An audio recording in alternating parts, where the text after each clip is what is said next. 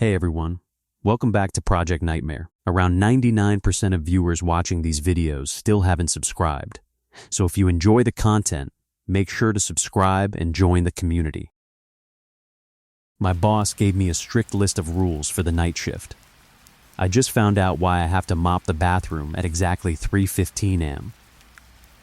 Working the graveyard shift at a desolate highway gas station completely strips away your sense of time. The long, cracked stretches of asphalt extending in both directions remain entirely empty for hours. The fluorescent lights overhead hum with a constant, irritating vibration that settles deep into your teeth. I took the job because my bank account was completely depleted and the owner paid entirely in cash at the end of every single week. He was an older, heavy-set man who constantly chewed on unlit cigars and rarely looked me in the eyes when he spoke. During my first night, the owner handed me a heavy wooden clipboard holding a single sheet of lined paper. He tapped his thick finger against the top of the page. The register automatically locks at midnight. The owner explained you only accept cash through the sliding transaction window. You stay behind the bulletproof glass until 6 in the morning. I wrote down the daily tasks. You sweep the aisles, restock the coolers, and wipe down the coffee machines. You follow the list exactly as I wrote it. Do we understand each other? I understand, I replied, taking the clipboard.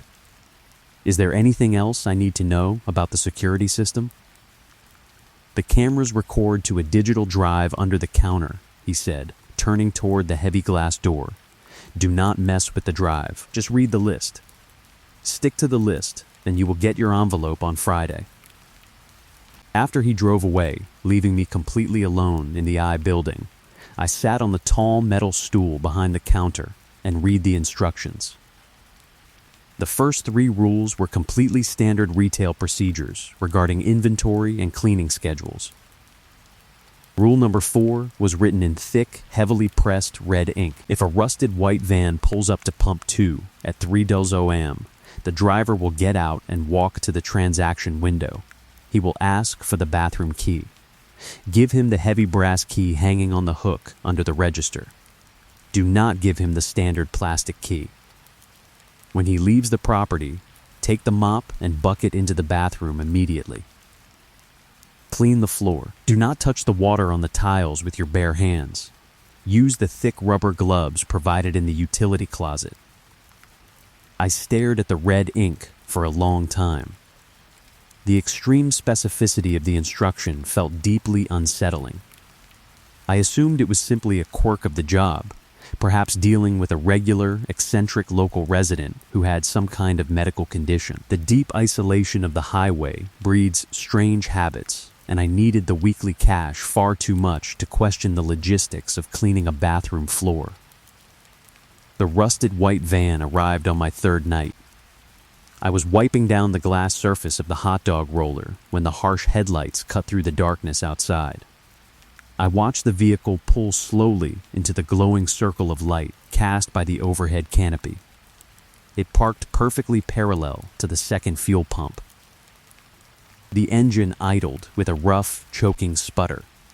The exterior of the van was heavily corroded, the metal eaten away by years of severe rust and neglect. The rear windows were completely blacked out with peeling tint. The driver's door opened with a loud screech. A man stepped out onto the concrete pad. He wore a dark canvas coat and loose jeans. As he walked toward the bulletproof glass of the transaction window, I noticed his heavy boots were leaving wet footprints across the dry pavement. He moved with a slow, dragging gait. I stepped behind the register and waited. The man stopped directly in front of the glass. His appearance sent a wave of adrenaline through my chest. His skin was incredibly pale, bearing a sickly gray pallor that completely lacked the natural flush of circulating blood. His dark hair was entirely plastered to his skull, dripping steadily onto the collar of his heavy coat. He looked as though he had just crawled out of a freezing river. The smell penetrated the small gap in the transaction window immediately. It was a dense, suffocating odor of stagnant water and wet mud. "I need the key," the driver said. "Which one?" I asked, my hands trembling slightly as I reached under the counter. "The heavy key," he replied, staring blankly at my chest.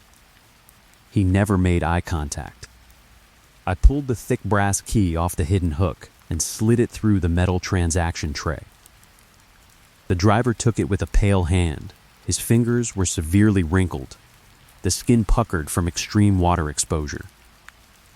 He turned around and walked slowly toward the exterior bathroom doors located on the side of the building. I watched the surveillance monitor sitting on the counter. The screen displayed the black and white feed from the camera pointing at the side entrances. I watched the driver insert the heavy brass key, open the door, and step inside into the darkness. Exactly 15 minutes later, the bathroom door opened. The driver emerged, walked back to the transaction window, and dropped the brass key into the metal tray. He did not say a single word. He returned to his rusted van, started the choking engine, and drove away into the darkness of the highway. I grabbed the rubber gloves from the utility closet, filled the yellow plastic mop bucket with hot water and bleach, and walked outside. The freezing night air bit at my face. I unlocked the bathroom door and stepped inside. The floor was completely flooded. A layer of dark, murky water covered the white tiles. The smell of stagnant mud and decay was overwhelmingly powerful in the enclosed space. I remembered the rule written in red ink. I kept the thick rubber gloves pulled high over my forearms and began to mop. I wrung the dark water into the bucket, pouring the filthy contents down the utility drain, and scrubbed the tiles until they were completely dry. I locked the door and returned to the safety of the enclosure. This routine continued flawlessly for 6 weeks. Every single night at exactly 3 a.m, the rusted van pulled up to the second pump. The pale driver asked for the heavy key.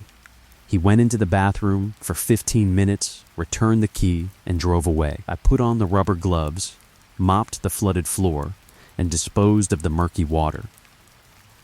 The repetition of the event slowly eroded my initial terror, transforming the bizarre encounter into just another mundane chore on my nightly checklist. The breaking point happened on a Tuesday night during a relentless rainstorm. The van arrived on schedule. The driver completed his slow, silent transaction and retreated to the side of the building. After he returned the key and drove away into the driving rain, I gathered my cleaning supplies. I pulled the heavy rubber gloves up to my elbows, grabbed the mop, and wheeled the yellow plastic bucket out to the bathroom.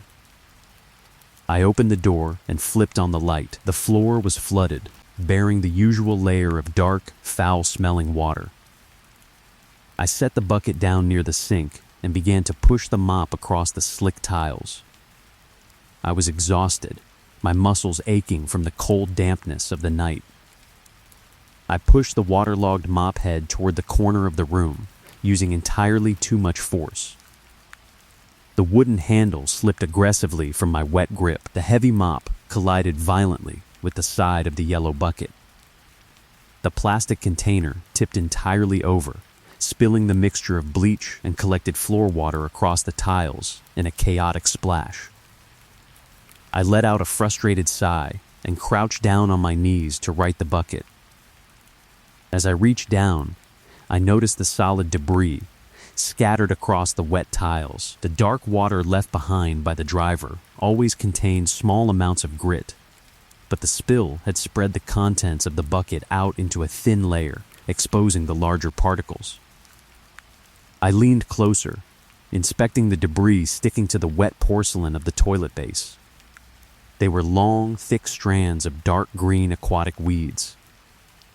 The plant matter was slimy, coated in a thick layer of river mud. Scattered among the weeds were several small, jagged fragments of decaying wood and rusted metal fasteners.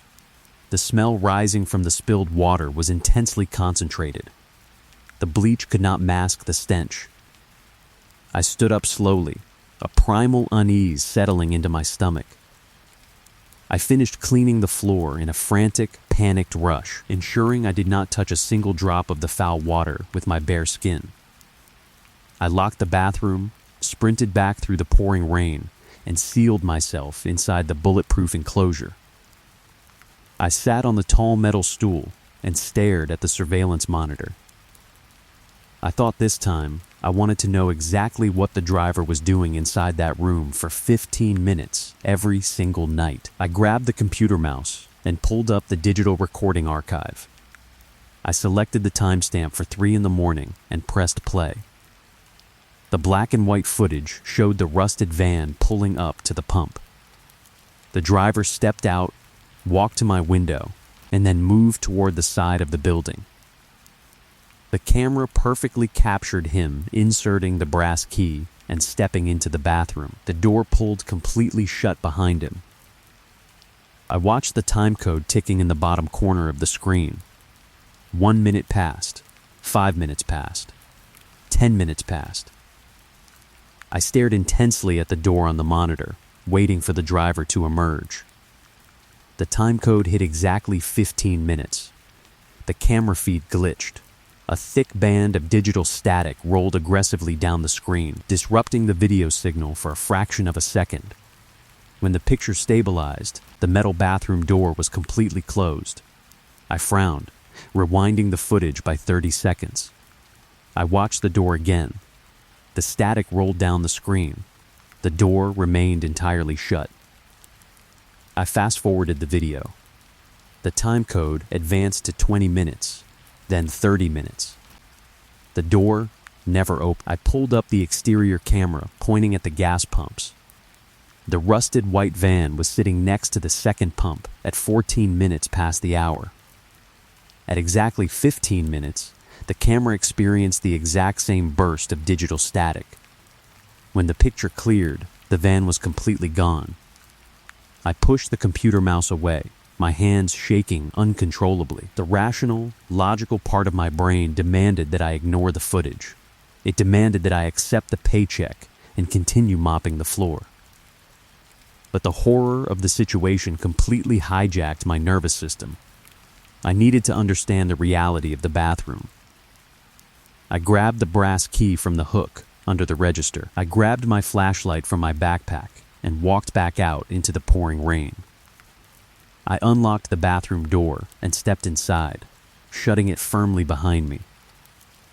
I turned off the light, plunging the small room into darkness, and engaged the beam of my flashlight. I swept the bright circle of light across the tiles, the cheap porcelain sink, and the metal toilet stall. The room was entirely mundane. There were no hidden alcoves, no removable ceiling tiles, and absolutely no secondary exits. It was a solid cinder block box. I looked down at the brass key resting in my palm. The teeth on the key were incredibly complex, far too intricate for the cheap, standard commercial lock mounted on the exterior door. The key belonged to a different mechanism. I dropped to my knees on the damp tiles and crawled toward the space directly beneath the sink.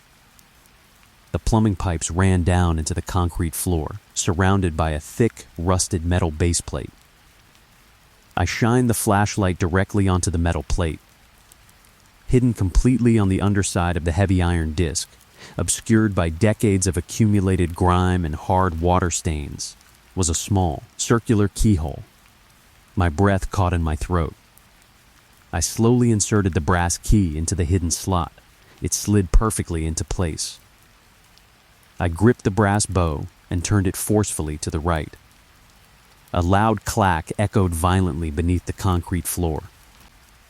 I grabbed the edges of the rusted metal base plate and pulled upward. The entire section of tiled floor beneath the sink lifted smoothly away, revealing a dark, square opening plunging straight down into the foundation of the building. A wave of putrid air aggressively rushed up from the hole, carrying the overwhelming, gagging stench of something dead.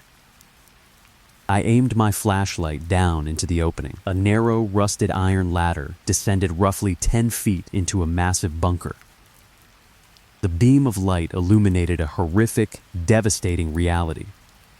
The entire underground space was flooded, holding at least 4 feet of dark, murky river water. Floating completely stagnant on the surface of the foul liquid were dozens of decaying, waterlogged suitcases, torn canvas duffel bags, and children's backpacks. Protruding violently from the dark water, tangled deeply in the thick strands of aquatic river weeds, were human skeletal remains. There were dozens of them, pale, stained skulls resting against the concrete walls. Rib cages wrapped tightly in decaying, algae-covered clothing. Small, fragile bones sinking deeply into the thick layer of mud coating the floor of the bunker. I fell backward away from the hole, scrambling frantically across the wet bathroom tiles. I covered my mouth with both hands, suppressing a violent surge of nausea, my mind spinning chaotically as the pieces of the nightmare slammed together. A sharp, aggressive knock echoed violently against the exterior bathroom door. My entire body locked into a rigid state of paralysis. I stared wildly at the door. I had locked the deadbolt when I stepped inside. "Who is out there?" I yelled, my voice cracking severely. There was no response. The driving rain continued to beat heavily against the roof of the building. I slowly pushed myself off the floor, keeping the beam of my flashlight trained directly on the door handle. I took a slow, trembling step forward. I reached out, grabbed the cold metal lock, and turned the deadbolt. I pulled the door open and pointed the flashlight directly out into the rain. The concrete walkway was completely empty. The glowing perimeter of the gas station was entirely deserted. I stood in the doorway, staring out into the empty storm, the cold rain blowing aggressively across my face. Then, I heard the sound. It came from directly behind me, originating deep inside the small, enclosed space of the bathroom. It was a heavy, dragging footstep.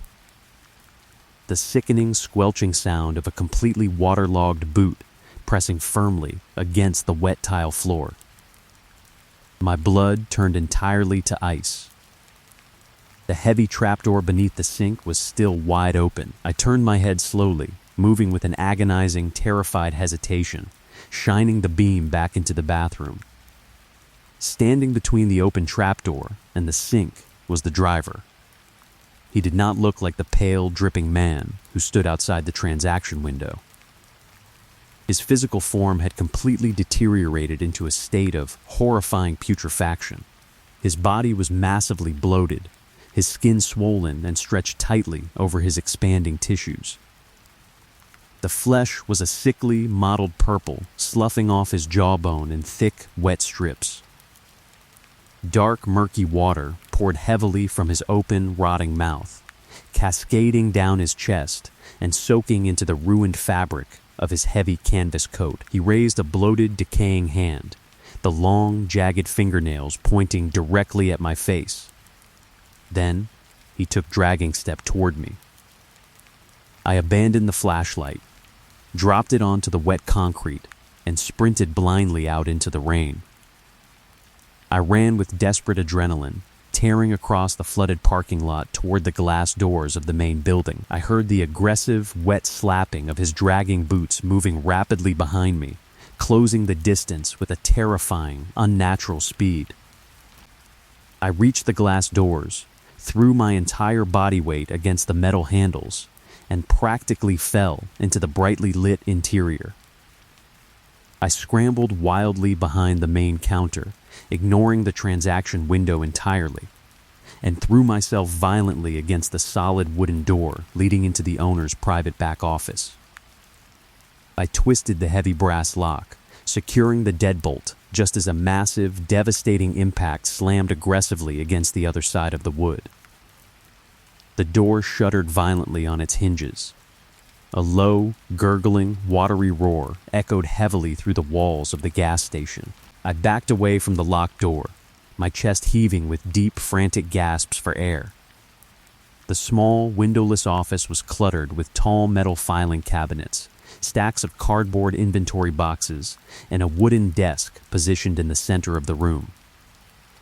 I pulled my cell phone from my damp pocket. My fingers were shaking so severely I could barely unlock the screen. I pulled up the owner's contact number and pressed the call button, holding the phone tightly against my ear. The call immediately failed. The screen displayed a harsh no-network connection error. The severe storm outside had completely knocked out the cellular towers in the region. I was entirely cut off from the outside world. The wet impacts against the door ceased. The gas station fell into a deep, oppressive silence, broken only by the steady drumming of the rain on the roof. I needed something to defend myself. I began frantically tearing through the cluttered office, pulling open the heavy metal drawers of the filing cabinets, searching desperately for a firearm, a heavy metal tool, or a sharp object. The drawers contained nothing but endless stacks of tax documents, vendor receipts, and old payroll ledgers. I moved to the wooden desk, pulling aggressively on the locked bottom drawer. It refused to open. I grabbed a metal paperweight sitting on the desktop and smashed it violently against the cheap lock mechanism until the wood splintered and gave way. I pulled the drawer open. There was no gun inside. Resting at the bottom of the drawer was a thick, leather-bound notebook and a small iron lockbox. I grabbed the notebook and flipped it open. The pages were filled with the owner's messy, slanted handwriting. It was not an inventory ledger. It was a detailed, methodical accounting of human trafficking. The entries explicitly detailed the owner's highly lucrative side business. He used the isolated location of the gas station as a transfer point for undocumented immigrants being smuggled across the border. The owner used the underground concrete bunker hidden beneath the bathroom as a temporary holding cell, locking the desperate people in the dark while he collected exorbitant transit fees from their families. I turned the pages rapidly. I stopped on an entry dated exactly 7 years ago. The handwriting in this specific entry was deeply pressed into the paper, frantic and chaotic. The storm breached the levee behind the tree line, the entry read. The runoff flooded the drainage pipes. It backed up directly into the bunker ventilation system. I could hear them screaming from the office. I could hear them beating against the bottom of the trapdoor. The water filled the concrete box in less than 20 minutes. They all drowned in the dark. I am not opening the trapdoor. I am keeping the cash, and the concrete is thick enough to hide the smell. I stared at the page, a profound, sickening realization settling heavily into my brain. I turned to the final, most recent entry in the book. The driver came tonight. The owner had written, the ink slightly smeared by sweat. I think he was one of them. I know that because of the white van, I remember him. He was working in delivery with it in his home, wanted to come here for better life. To provide for his family, sadly, this is how life goes. They are dead down there, and I am alive here. The problem is, he pulled up to the pump at 3 a.m, asked for the key. I think he's still convinced that he is alive, and he wants to open the door and let them out. The dead do not know they are dead. I think he is trapped in the routine, so as long as I give him the brass key, he goes into the bathroom, tries to open the rusted floor plate, and disappears. He just needs to try. As long as I let him run his ghost routine, he does not come into the store, and the new kid can handle the floor. I retreated to the furthest corner of the small room, pressing my back tightly against the cold metal of the filing cabinets. I pulled my knees to my chest, gripping the leather notebook tightly in my trembling hands. The impacts continued against the door for hours. I listened to the horrific, wet, tearing sounds of bloated flesh pressing against the wood. I listened to the low, gurgling moans echoing through the narrow gap. The smell of decay in the office became entirely suffocating, burning the inside of my lungs. I squeezed my eyes tightly shut, praying silently to a universe I barely understood, waiting for the door to finally shatter completely. It never did. The violent assault against the office door abruptly ceased exactly as the first faint rays of morning sunlight began to bleed through the cracks in the exterior window blinds. The gurgling sounds faded entirely. The wet, dragging footsteps retreated slowly across the floor of the main store, moving toward the exterior doors. I heard the sharp, distant screech of a rusted metal van door opening and slamming shut. I heard a rough, choking engine start and the sound of tires rolling away across the wet asphalt. I remained locked in the office for another complete hour, utterly terrified that the silence was a trap. When the wall clock hit 7 in the morning, I finally stood up, unlocked the deadbolt, and slowly pushed the splintered door open. The gas station was completely empty. The floors were heavily stained with dark, foul-smelling mud, and thick puddles of murky river water covered the linoleum, but the bloated driver was gone. The owner always arrived for the morning shift at exactly 8 o'clock to collect the cash register deposits. I walked behind the counter, picked up the main landline phone, and dialed emergency services. The landline connection was perfectly stable. I explicitly told the dispatcher to send multiple units to the gas station immediately. I told them exactly where to find the trapdoor under the bathroom sink.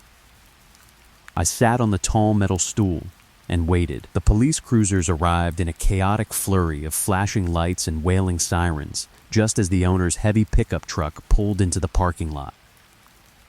I walked out of the building, handed the thick leather notebook directly to the cops, and pointed silently toward the heavy-set owner standing by his truck. I watched the color drain completely from his face as the police officers read the ledger. I watched them place the steel handcuffs over his wrists and shove him forcefully into the back of a patrol car.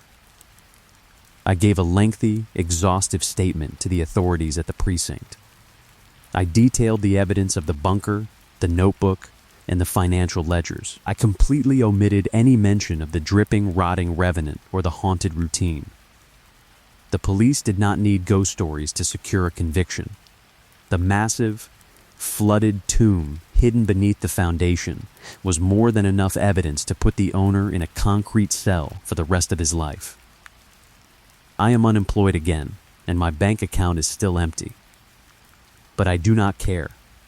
I am alive. I keep thinking about the rusted white van pulling away from the gas station in the early morning light. The trapdoor in the bathroom was finally opened. The horrific secret was entirely exposed, and the man responsible for the atrocity was dragged away in chains. I stare at the ceiling of my apartment, listening to the morning rain hit my window, and I truly hope the driver finally got his closure.